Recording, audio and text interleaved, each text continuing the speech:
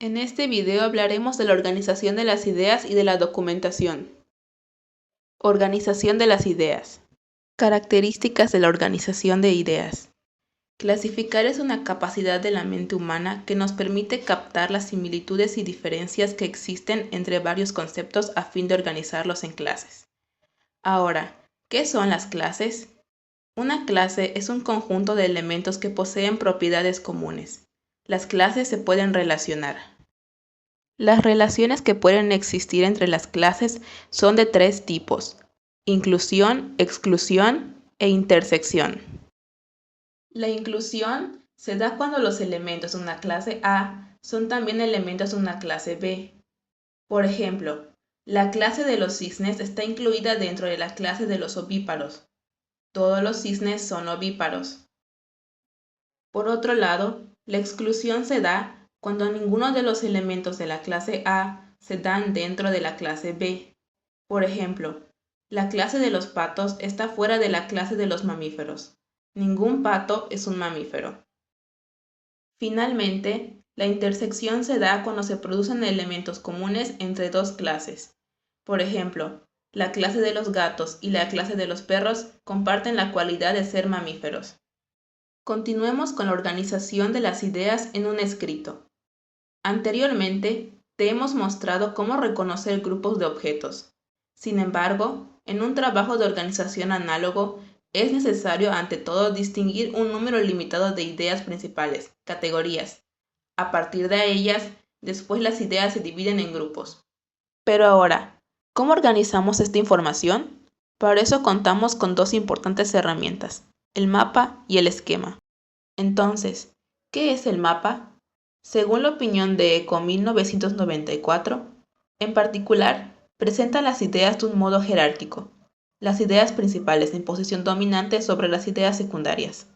Por esta razón, el mapa resulta un instrumento eficaz en la fase de organización de las ideas.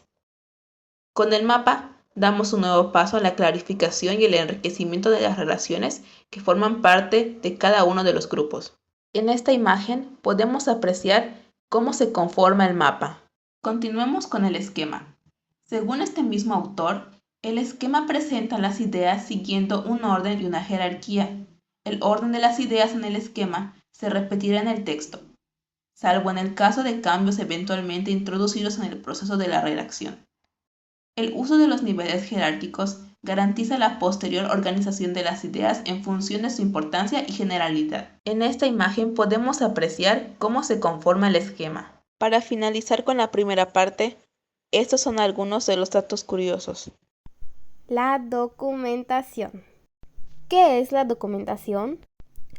Recolección de información de diferentes fuentes como libros, revistas, páginas web certificadas para obtener una información más certera y correcta. La documentación tiene dos funciones. 1. La recopilación de informaciones relativas al tema, hechos, datos, experiencias, opiniones, etc. 2. La generación de nuevas ideas como el estímulo de los elementos procedentes. Fases de la documentación. La documentación se conforma de varios pasos. 1. Leer algún texto de carácter muy general. Crearse una primera composición del lugar sobre el problema. Artículos, enciclopedias, capítulos de libros de texto y tesis. 2.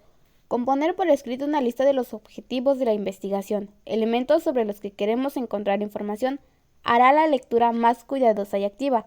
3. Buscar un título para el escrito. Títulos específicos, uso de subtítulos. 4. Buscar otras fuentes. Pueden provenir de libros, artículos, investigaciones de campo e incluso de entrevistas. Llevar un registro de estas fuentes para integrarlas a la bibliografía. 5. Leer los textos. Recopilación de apuntes sintéticos. 6. Reunir ideas propias. Organizar las ideas resultantes. Mapas y esquemas. Apuntes sintéticos. Permitir la reconstrucción del contenido de un modo eficaz. Los apuntes tienen que ser esquemáticos y comprensibles en una relectura. Estos tienen dos funciones importantes. La primera es sintetizar las obras consuladas. 2. Registrar nuestras reacciones inmediatamente después de la lectura. Ahora hablaremos de los errores más comunes. Leer un texto detrás de otro, aplazando el momento de empezar a tomar apuntes. Utilizar folios sueltos sin numerarlos. Copiar largos párrafos del texto consultado. copiar parte del texto consultado sin emplear comillas.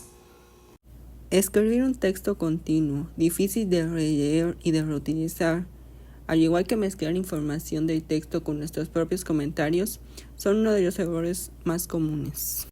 ¿Cómo se construyen correctamente?